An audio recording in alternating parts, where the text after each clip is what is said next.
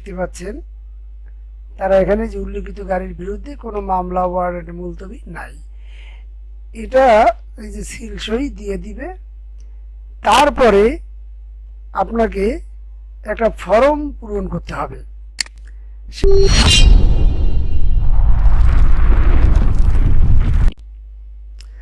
Hello viewers, welcome to Brta It Solution।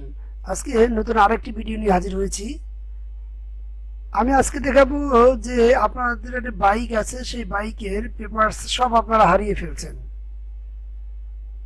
যেমন registration, acknowledgement slip, বুক কিংবা blue book বা smart card পেয়েছিলেন, সেগুলো হারিয়ে ফেলছেন এবং ট্যাক্স টোকেন সেটাও হারিয়ে ফেলছেন। সো এখন আপনি কি করবেন?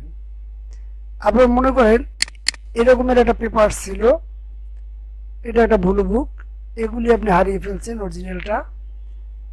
দেন এখন আপনাকে কি করতে হবে? আপনার ট্যাক্স টোকেন ছিল, সেটাও আপনি হারিয়ে ফেলছেন। এখন আপনি কি করবেন সেটা নিয়েই আমি একটু আলোচনা করব।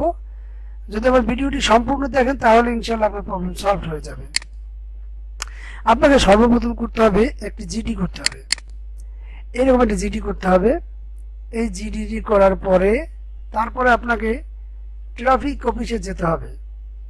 ট্রাফিক, আমি একটু জুম করে দেখাই। ট্রাফিক অফিসে যাওয়ার পরে এখানে আপনার ট্রাফিক অফিসে গিয়ে এই স্লিপটা দিলে তারা আপনার গাড়ির নামে মামলা আছে কিনা সেটা তারা জাস্টিফাই করবে। সেটা জাস্টিফাই করে এই যে দেখতে পাচ্ছেন তারা এখানে যে উল্লেখিত গাড়ির বিরুদ্ধে কোনো মামলা ওয়ারেন্ট মুলতবি নাই, এটা এই যে সিল সই দিয়ে দিবে। তারপরে আপনাকে একটা ফর্ম পূরণ করতে হবে। সেই ফর্মটা আমি একটু দেখিয়ে দিচ্ছি, সেটা অনলাইনেই পাওয়া যায়। আমি একটু গুগল ক্রমে যাই, এখানে আপনাদেরকে কোন ফর্মটা করতে হবে আমি একটু আপনাদেরকে দেখিয়ে দিচ্ছি।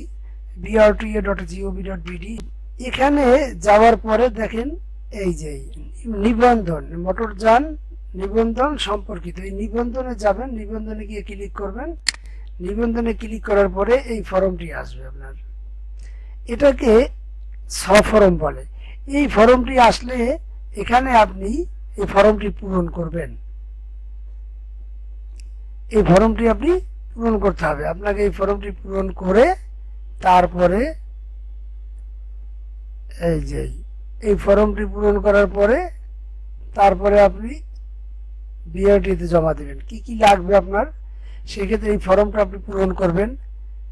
হ্যাঁ, এখানে আপনার এই ফর্মটা এখানে লাগবে না, এই ফর্মটা লাগবে না। এই ফর্মে দুইটা সই আছে, ইঞ্জিন নাম্বার, চেসিস নাম্বার, গাড়ির নাম্বার লিখে এরপরে আপনি এই ফর্মটা দিবেন। আচ্ছা, এই ফর্মটা দিবেন, ভোটার আইডি কার্ডের ফটোকপি দিবেন। হ্যাঁ, ছবি লাগবে না। তারপরে আপনি এই ব্লু বুকে যদি কোনো ফটোকপি থাকে এটা দিবেন, আর যদি এটা না থাকে তাহলে আপনি শুধু এই জিডি কপিটা দিবেন। এটা দিলে ওরা সাথে সাথে আপনার অ্যাকনোলেজমেন্ট স্লিপ কিংবা বের করে দিবে।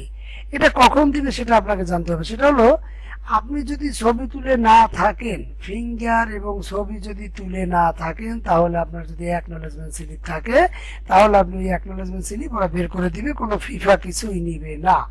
ট্যাক্স টোকেনও দিয়ে দিবে এবং অ্যাকনোলেজমেন্ট স্লিপও দিয়ে দিবে। আর যদি আপনাদের স্মার্ট কার্ড হয়ে থাকে তাহলে আপনাকে 900 সামথিং আপনাকে জমা দিতে হবে।